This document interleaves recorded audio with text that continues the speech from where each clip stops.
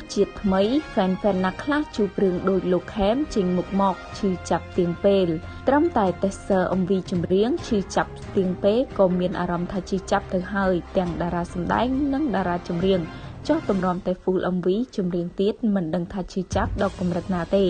នេះគឺជារសជាតិថ្មីដែលឈឺចាប់បំផុតពីកម្ពុជាតារាចម្រៀងខេមប្រចាំនៅក្នុងផលិតកម្ម Galaxy Navatra សម្រាប់សម្លេងស្អករបស់កម្ពុជាតារាចម្រៀងខេមនៅក្នុង teaser MV ចម្រៀងឈឺចាប់ទៀងពេលពិតជាឆក់យកបេះដូងអ្នកគ្រប់គ្រងច្រើនណាស់ឲ្យស្លុងអារម្មណ៍នឹងបទចម្រៀងមួយបទនេះជាពិសេសស្នាដៃដឹកនាំសម្ដែងរបស់ផលិតកម្មនៅក្នុងផលិតកម្ម Galaxy Navatra កាន់តែធ្វើឲ្យអ្នកគ្រប់គ្រងពេញចិត្តស្ដោកតែម្ដងជាមួយនឹងការសម្ដែងដ៏ប៉ិនប្រសប់របស់បរិសង្ហាតុកពីសាននិងកញ្ញារតនាដួងដាវស៊ីចង្វាក់ដឹកតាមអត្ថន័យនៃបទចម្រៀងខ្លាំងមែនទែនបទចម្រៀងឈឺចាប់ទាំងពេលគឺជានិពន្ធមេឡូឌីនិងទំនុកច្រៀងដោយលោកហឹមឡៃហ៊ីមនិងនិពន្ធបទភ្លេងដោយខេភ័ក្រទាំងអត្ថន័យនៃបទចម្រៀងក៏ដូចជាការដឹកនាំសម្ដែងនៅក្នុងបទចម្រៀងបែបមនោសញ្ចេតនាឈឺចាប់ហូរទឹកភ្នែកមួយបទនេះបានឆក់យកបេះដូងអ្នកគ្រប់គ្រងយ៉ាងច្រើនដោយម្នាក់អន្តេសានិងបានសំណូមពរឲ្យចេញ Full MV ឆាប់ៗកុំភ្លេចរងចាំតាមដានទស្សនា Full MV